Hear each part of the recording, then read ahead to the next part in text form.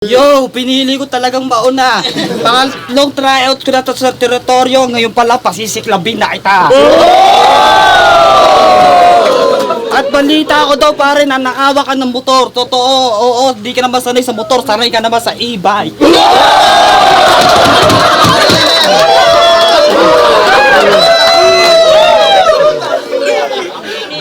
At ngayong gabi, pues, tinatawag niyo ako Chinese, kaya lahat ng tao dito sa teritoryo, sasakupin ko kayo!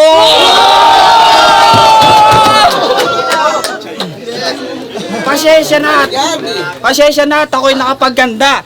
Dahil yung katawan mo, pare, mukhang bibigay na. Security guard ka pa rin. Takay na pare, do ka lang na lang matulak sa 7-Eleven. Bibigyan na lang kita ng 5 piso, pare.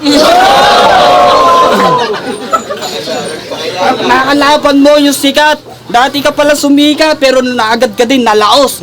Pero ako, panibagong taon na meta, eh ikaw meta nga ngayon.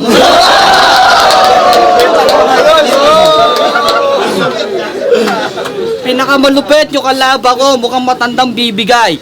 Ako yung batang dehado, halatang postura, yung pangarap ay malayong mararating. Eh ikaw sa sarili mo wala kang narating, taka, dililing mo lang yung nararating mo. Kaya ngayon ako na andito sa teritoryo, binabasbasan na kita. Pwede ka, kahit saan ka magpuntang liga, di ka pwedeng umasta. Magpaalam ka muna sa akin kung saan ng liga gusto mo pumunta. Basta basbasado ka na. Sa amin tatlo, ni Kuya Jeking, ni Kuya Limpi.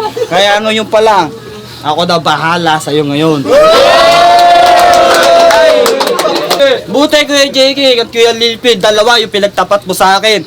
Bitin kasi ako sa isa, kaya naman dalawa yung pinagtapat nila sa akin.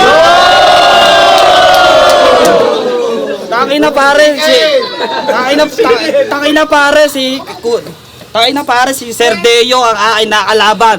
Mamaya ipapatsupa kita doon.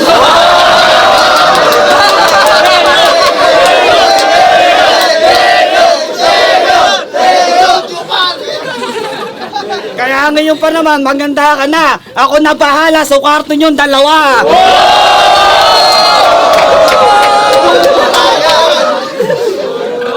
At kaya boss, sa may-ari na Tumana Resort neto, mamaya kayong dalawang banding doon. Kami maliligo na syota ako, mamaya kayo na bahala magtupaan doon.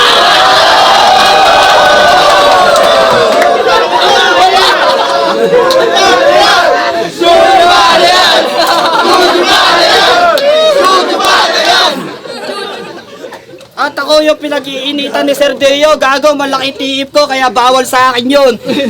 Kaya sa'yo ko pinalit kasi bababa naman yung tiip mo ngayon. O sige, ngayon gabi, siya na yung panalo. Basta ilabas nyo ngayon yung pahari na tumba. Gusto nyo akong mabinyagan, di ba? Ilabas nyo ngayon.